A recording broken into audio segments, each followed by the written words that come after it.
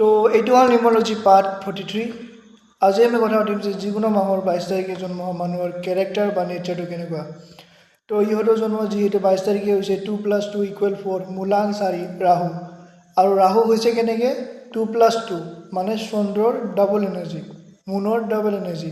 তো এইবিলাক মানুহ বহুত বেছি অভাৰ থিংকাৰ হয় আৰু বহুত বেছি কথা টেনশ্যন লয় বা চিন্তা কৰে, কিন্তু ইহঁতে মূলাং 2 নিচিনা অভাৰ থিংকাৰ নহয়। ইহঁতে কথা চিন্তাও কৰে আৰু লগতে একশ্যনো লয়। তো 22 তাৰিখে জন্ম হোৱা মানুহবিলাকে নিজৰ জীৱনত বহুত বেছি একশ্যন লয়, সেইটো আপুনি চাব। কিন্তু লগতে ইহঁতে বহুত বেছি অভাৰ থিংকো কৰে আৰু বহুত বেছি টেনশ্যনো লয় যিকোনো এটা টপিকক লৈ পিনে, হয়তো ফাইনেন্স, পইচা বা নিজৰ ফ্ৰীডমক লৈ পিনে। কিন্তু এইবিলাক মানুহ বহুত বেছি চালাকত হয়, কাৰণ ৰাহুৰ এনাৰ্জি অভাৰ থিংকিঙৰ লগত মিক্স হৈ গৈছে।